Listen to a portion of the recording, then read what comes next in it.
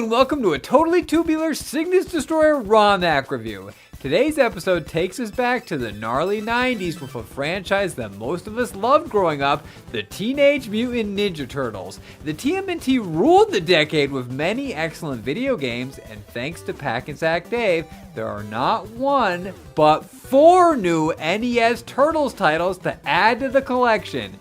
How do these stack up to the Konami classics? Let's find out.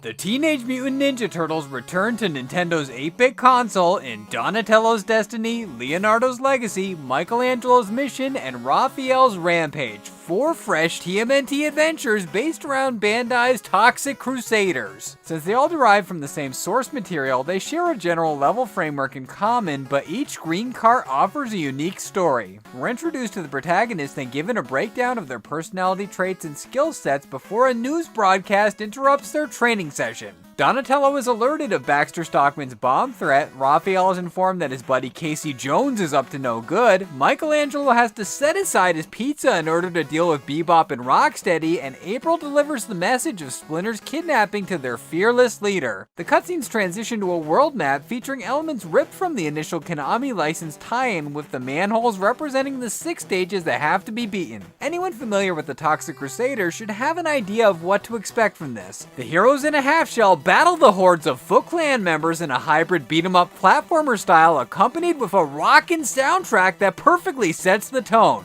Owing to the ROM hacking roots, Pack-and-Sack Dave had to work within the confines of the pre-existing structure, but he ultimately put his own stamp on it in a big way. The sprite and background alterations are masterfully crafted and capture the essence of this beloved franchise. Leo, Mikey, Donnie, and Raph are depicted in their signature colors with their trademark weapons, which can be improved via projectile power-ups. The projectile is fairly weak at the beginning, but its strength increases as extra icons are retrieved. The projectile is effective at eliminating enemies from a distance, but it only lasts until the titular characters take damage. The Toxic Crusaders took this a step further by having Toxie drop his mop after being hit, but Pack-and-Sack Dave realized how annoying this was and wisely reprogrammed the ROM so that the TMNT retained their tools of the trade throughout. This is a huge upgrade, and I applaud him for implementing this change, but I wish he'd applied a similar treatment to the controls, which are disappointingly awkward as ever. The use of the select button for the heavy attack was a major flaw in Toxic Crusaders, and it's just as much of a problem here, causing my hand to cramp up from fatigue. Factor in the tough as nails action with the limited lives, and my quest was abruptly cut short.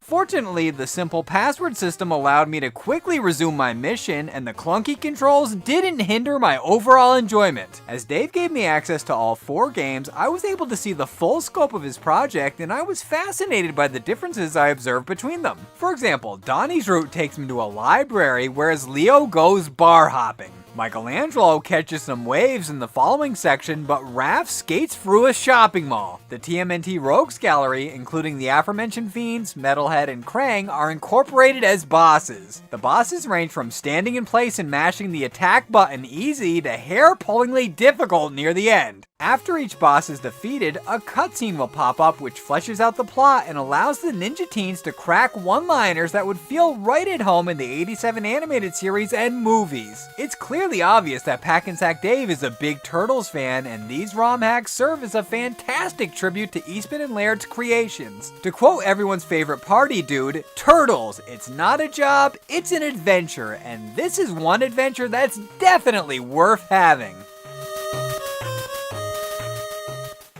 I never thought I'd see the day when another 2D TMNT title would hit the market, but Pack-and-Sack Dave has made that a reality. While this does deviate greatly from the failsafe brawler formula, and there are a few issues that carried over from the source material, Dave did a great job in paying homage to the incomparable Konami masterpieces in the comic and cartoon that gave birth to them. All 4 of these can be purchased individually or in a set on Dave's website, so I'll post a link in the description for anyone who's interested in checking them out.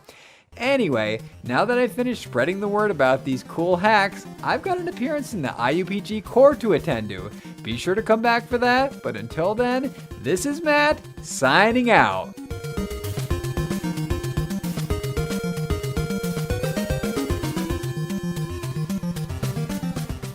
Thanks for watching, everyone. If you like what you saw and you want to see more, click any of the boxes on the screen right now and you'll be able to watch a few more of my videos. And if you haven't already, be sure to click that red box right there in the corner and that'll subscribe to the channel and you'll be able to keep up to date with all of my current content. Thanks again, everyone.